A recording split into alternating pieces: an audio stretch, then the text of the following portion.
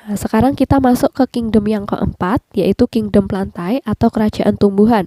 Dengan ciri-ciri utamanya dia eukariotik, kemudian memiliki klorofil atau zat hijau daun, sehingga dapat melakukan fotosintesis, dan memiliki dinding sel yang tersusun atas selulosa. Jadi yang membedakan antara hewan dan tumbuhan, perbedaan utamanya itu ada tidaknya dinding sel.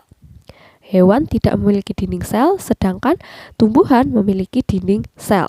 Nah, kemudian alat gerak aktif. Nah, kalau tumbuhan tidak memiliki alat gerak aktif, sedangkan pada kerajaan hewan nanti memiliki alat gerak aktif. Nah, kingdom plantae itu dibagi menjadi 3 filum.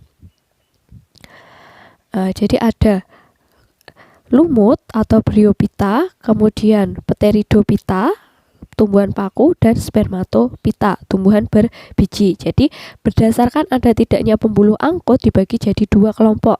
Ada bryophyta, tumbuhan lumut yang tidak memiliki pembuluh angkut, dan yang sudah memiliki pembuluh angkut ada tumbuhan paku dan tumbuhan berbiji. Nah, berdasarkan alat reproduksinya dibagi menjadi 2 lagi. Ada pteridophyta yang alatnya reproduksi berupa spora, dan tumbuhan biji atau spermatophyta yang alat reproduksinya berupa biji. Nah, spermatophyta atau tumbuhan berbiji dibagi lagi menjadi 2 kelompok. Ada gymnospermae dan angiospermae. Nah, pembagian ini berdasarkan bentuk bijinya. Kalau bentuk bijinya terbuka berarti gymnospermae, tertutup adalah angiospermae. Nah, yang angiospermae berdasarkan keping bijinya dibagi jadi 2. Ada monokotil dan juga dikotil. Kalau monokotil itu yang berkeping 1, dikotil yang berkeping 2. Nah, yang pertama kita bahas tumbuhan tak berpembuluh, kelompoknya bryophyta atau lumut. Nah, ciri-cirinya dari tumbuhan lumut itu yang pertama berklorofil, tapi belum memiliki xilem dan floem atau tidak memiliki pembuluh pengangkut. Nah, hidupnya di tempat yang lembab. Kenapa hidupnya di tempat yang lembab? Karena dia belum memiliki akar yang sebenarnya. Kemudian sebagian lumut tumbuhnya berupa talus atau lembaran-lembaran saja. Jadi dia belum memiliki batang dan daun yang sejati. Nah, ini lagi. Nah, sebagian lagi itu sudah memiliki akar.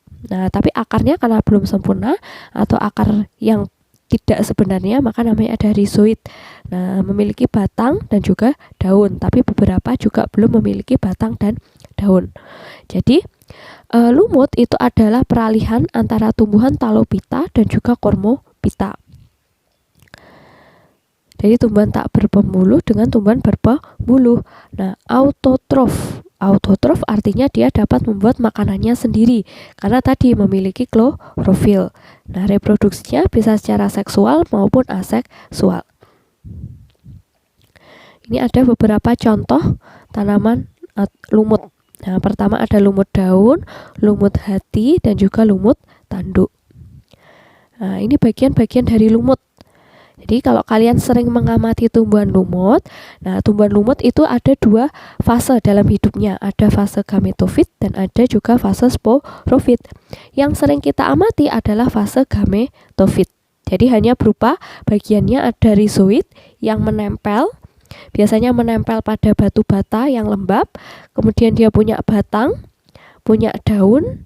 Nah, kemudian kalau sudah memasuki fase sporofit, lumut akan memiliki tangkai dan juga kapsul. Jadi kalau kalian melihat ada lumut kok yang punya tangkai terus ujungnya berwarna kecoklatan, berarti dia sudah memiliki kapsul atau sporogonium, tempat sporanya tadi.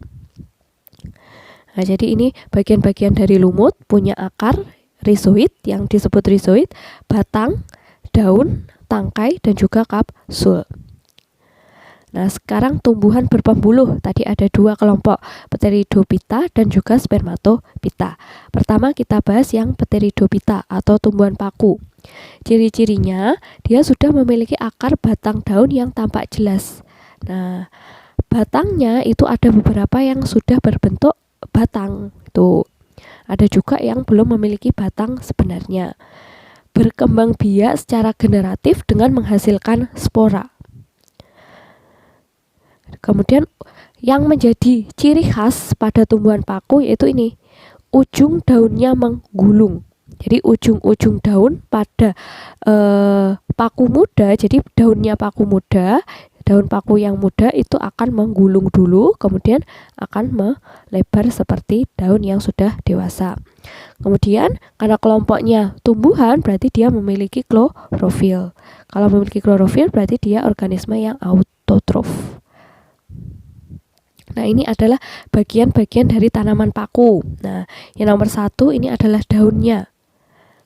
Kemudian yang nomor 2 ini kalau kalian amati adalah daun muda yang menggulung. Nah, yang ketiga itu adalah sporangium. Jadi, kotak spora dari tumbuhan paku itu ada di balik dari daunnya. Jadi, sporanya ada di balik dari daun. Kemudian ada batang dan yang terakhir juga ada akarnya. Nah, kalau kalian bandingkan sama tumbuhan lumut tadi, tumbuhan paku itu lebih struktur tumbuhannya lebih kelihatan, akar, batang, dan daunnya itu lebih terlihat. Nah, ini juga contoh-contohnya. Nah, tumbuhan paku itu juga memiliki 2 fase, ada fase gametofit dan sporofit. Yang sering kita lihat ini daun muda yang menggulung, punya akar, stolon. Jadi batangnya merambat. Nah, ini contoh-contoh tumbuhan paku. Ada paku purba, paku ekor kuda, paku sejati, dan paku kawat. Nah, kemudian kita masuk ke spermatopita atau tumbuhan berbiji yang dibagi jadi 2 kelompok. Gymnospermae atau yang biji terbuka dan Angiospermae yang berbiji tertutup. Nah, maksudnya terbuka atau tertutup itu bagaimana? Coba kamu amati gambar yang ini. Nah, bijinya atau ini strobilus kalau sebutannya di tumbuhan yang Gymnospermae, dia tidak dilindungi oleh daun buah. Nah, jadi kelihatan jelas. Sedangkan yang Angiospermae ini bijinya dilindungi oleh daun buah atau dilindungi oleh daging buah. Jadi tidak terlihat secara langsung. Nah, yang Angiospermae tadi dibagi jadi 2 kelompok, monokotil dan juga dikotil. Yang pertama, ciri-ciri tumbuhan biji terbuka. Kalau terbuka berarti bakal biji tidak dilindungi oleh daun buah. Nah, contohnya kalau kamu mengamati tadi pinus. Nah, bijinya pinus atau pinus itu kan dia ya sudah biji saja tanpa ada pelindungnya. Beda lagi kalau kamu melihat mangga, bijinya mangga itu dilindungi oleh buahnya. Jadi biji mangga ada di dalam buah. Nah, jadi mangga tertutup, tumbuhan biji tertutup. Sedangkan pinus adalah tumbuhan biji terbuka karena tidak dilindungi oleh buahnya tadi. Nah, alat kelamin untuk di tumbuhan biji terbuka disebut dengan strobilus.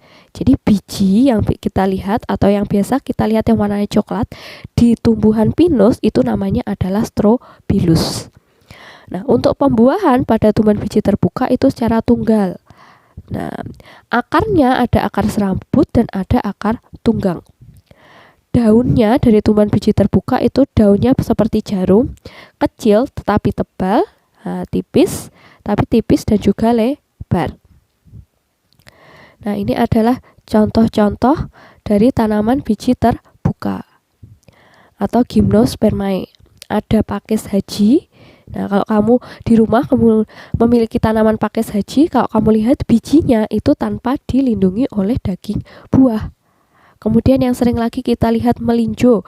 Nah, kalau kamu lihat melinjo, itu kan di luar ada kulitnya kan. Nah, kulit di luar itu bukanlah daging buah, tapi hanya bagian dari biji. Nah, jadi kayak kulitnya biji yang akan melindungi biji itu, tapi bukan daging buahnya. Kemudian ada ginkgo biloba. Ginkgo biloba ini sudah termasuk ke tanaman purba.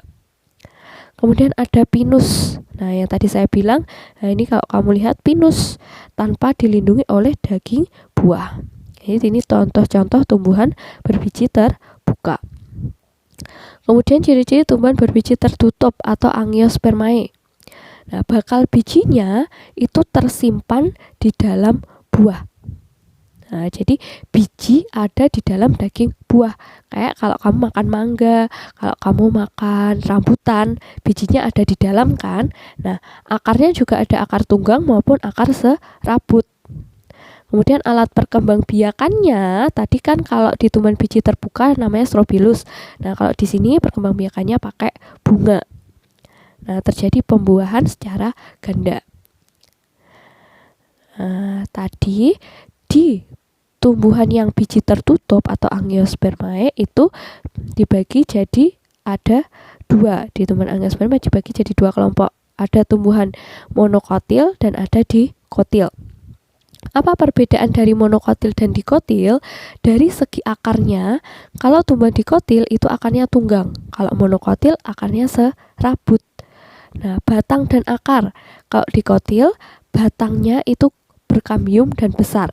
Kalau yang monokotil itu tidak berkambium sehingga tidak dapat tumbuh besar. Contohnya kalau yang dikotil yang sering kita jumpai itu ada tanaman yang mudah kalian temui, mangga